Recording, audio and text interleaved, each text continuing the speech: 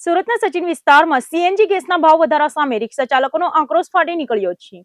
સચિન 4 રસ્તા ખાતે 100 થી વધુ રિક્ષા ચાલકોએ હડતાલ પાડીને અન્ય રિક્ષાઓમાંથી મુસાફરોને બળજબરીપૂર્વક ઉતારી દેતા ભારે તકદીલી સર્જાઈ હતી। સુરત શહેરમાં ઈંધણ અને સીએનજી ગેસના ભાવમાં ઝીકાયેલા અસહ્ય વધારાની સીધી અસર હવે ટ્રાન્સપોર્ટ વ્યવસ્થા પર જોવા મળી રહી છે। સુરતના ઔદ્યોગિક વિસ્તાર ગણાતા સચિનમાં સીએનજી ગેસના ભાવ વધારાનો ઉગ્ર વિરોધ કરવા માટે ઓટો રિક્ષા ચાલકો દ્વારા હડતાલનું હથિયાર ઉગામવામાં આવ્યું છે। 2 જૂનની વહેલી સવારે જ સચિન 4 રસ્તા ખાતે 100 થી વધુ રિક્ષા ચાલકો એકત્રિત થઈ ગયા હતા અને વાહનોના પૈડા થંભાવીને તંત્ર સામે મોરચો માંડ્યો હતો। રિક્ષા ચાલકોના આ અચાનક વિરોધ પ્રદર્શનના કારણે સચિનથી ભેસ્તાન અને સચિનથી ઉધના જેવા અત્યંત વ્યસ્ત ગણાતા લોકલ રૂટ પરની પરિવહન સેવાઓ સંપૂર્ણપણે ઠપ થઈ ગઈ હતી। સવારના સમયે કામ અને નોકરી ધંધે જવા નીકળેલા હજારો શ્રમિકો અને મુસાફરો અટવાઈ પડ્યા હતા। સીએનજીના વધેલા ભાવ સામે રિક્ષા ચાલકોનો ગુસ્સો એટલો ચરમસીમાએ હતો કે સમગ્ર વિસ્તારમાં અફરાતફરીનો માહોલ જોવા મળ્યો હતો। આ હડતાલ દરમિયાન મુસાફરો માટે સૌથી વધુ આઘાતજનક અને મુશ્કેલીભરી સ્થિતિ ત્યારે સર્જાઈ જ્યારે વિરોધ કરી રહેલા રિક્ષા ચાલકોએ કાયદો હાથમાં લીધો હતો। જે સાથે રિક્ષા ચાલકો આ હડતાલમાં સામેલ ન હતા અને મુસાફરોને બેસાડીને પોતાના રૂટ પર પસાર થઈ રહ્યા હતા તેમને વિરોધ પ્રદર્શન કરી રહેલા રિક્ષા ચાલકોના ટોળાએ રસ્તાની વચ્ચે જ બળજબરીપૂર્વક રોકી દીધા હતા। ટોળાએ હડતાલ વગર દોડતી રિક્ષાઓને અટકાવીને તેમાં સવાર નિર્દોષ મુસાફરોને રસ્તાની વચ્ચે જ ઓટોમાંથી બહાર ઉતારી દીધા હતા અને રિક્ષાઓ પાછી વાળી દીધી હતી। અજાણ્યા વિસ્તારોમાં ઓટોમાંથી અધવચ્ચે જ ઉતારી દેવામાં આવતા મહિલાઓ, બાળકો અને વડીલ મુસાફરો ભારે મુશ્કેલીઓમાં મુકાઈ ગયા હતા અને કલાકો સુધી રસ્તાના કિનારે અસહાય બનીને ઉભા રહેવા મજબૂર બન્યા હતા। હડતાલ પર ઉતરેલા 100 થી વધુ ઓટો રિક્ષા ચાલકોની સ્પષ્ટ માંગ છે કે સીએનજીના ભાવ આસમાને પહોંચી ગયા હોવાથી જૂના ભાડામાં હવે ઘર ચલાવવું અશક્ય બન્યું છે। તેથી રિક્ષાના ભાડામાં તાત્કાલિક ધોરણે 5 રૂપિયાનો વધારો મંજૂર કરવામાં આવે।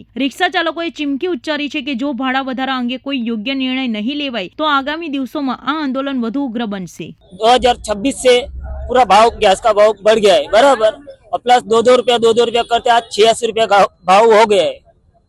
तो हम लोगों की एक ही मांग है, 5 से 10 रुपया बढ़ाने की मांग है। बाकी किसी को तकलीफ देना नहीं चाहते।